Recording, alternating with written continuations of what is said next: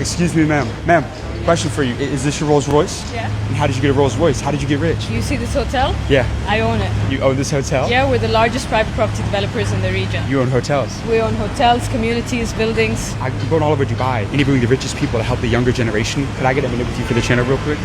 Real quick. For 1 minute. 1 minute. I have a meeting after, but let's do it. Okay. How long have you been in the real estate business? We've been in the real estate business 22 years. What was the most amount of money that you made in a single year? Last year, we sold more than $10 billion of real estate. You said 10 million? 10 billion. More than $10 billion. $10 billion. Yeah. What city are we in today? We're in Dubai. Yeah. We're in Dubai. Is this the best city to do business? This is the best city to do business, to be, to live. This is the best city in the world. Why? You know, honestly, the energy that this region has right now, that this city, this country has, the talent that's coming in, and the opportunities, they outweigh everything. Now, what keeps you motivated to keep on growing? Because you've had a ton of success already, but you're still building businesses, you're still building companies. Why is that? Legacy. We want to create, something that leaves a legacy, and more than anything, we want to contribute to our country's skyline, to our country's development, and we want to be able to say that we contributed to what makes this city great. Business is tough. Do you think everybody's built for entrepreneurship? No, I don't think everybody's built for entrepreneurship. Why? It requires a special spark, a special determination, and an ability to persist beyond all odds. And I think every entrepreneur faces a time in their journey where they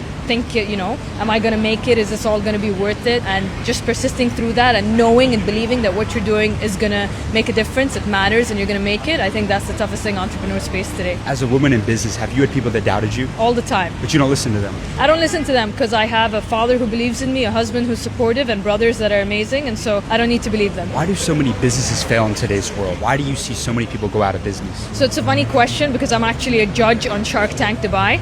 Are you actually? I am a judge on Shark Tank Dubai, and the people always ask me, what do you look for in businesses that you invest in? It's three simple things. Number one is the founder. Nothing can overcome a founder being a winner or loser, and so you really have to have that founder mentality, that founder belief. And number two is, what's the product are you solving a problem? Are you filling a requirement? And number three is there a market that is monetizable for this product? I think if you have those three ticked off, you are going to succeed no matter what. 2 out of 3, maybe you'll be successful. Having only 1 out of 3, you're not going to make it. That's game right there. That is. I'm going to challenge you right now. Take me back to the most life-changing conversation that you ever had. What's the greatest piece of advice that you ever received throughout your career? Wow, that's a tough one. The greatest piece of advice. It would be advice my father gave me to not let the noise around you distract you. Doesn't matter what others are doing. Doesn't matter what others are saying. If you believe in what you're doing, you keep going, you're going to make it. You got to focus. You got to focus, and honestly, you got to rely on God, because it takes a ton of hard work, a little bit of luck, but it takes a lot of love from somebody upstairs for you to make it. So you do believe in God? I'm a big believer in God. I'm very religious. I do think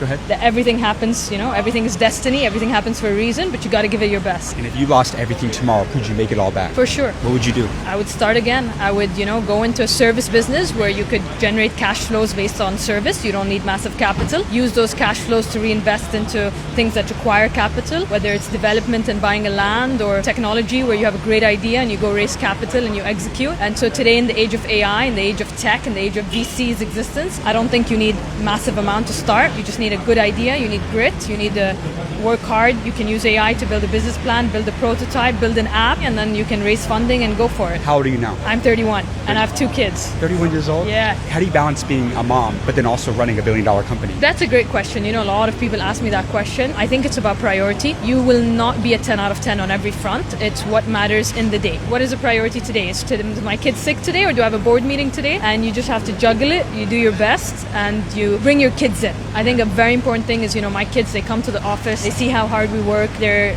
introduced to that environment, and so when you're busy, they know my mom's busy for a reason. It's not just she's not here because she's choosing not to be. 31 years old now. If me and you died tomorrow and you had one more message to leave with the younger generation, what would that be? Take advantage of your life. Don't let your life pass you by. Do as much as you can, achieve as much as you can, live it to the fullest, and enjoy the journey. It's not about the destination. Enjoy the journey to the fullest. You work hard, you do your best, and you leave the rest on God. I love that. You got amazing advice.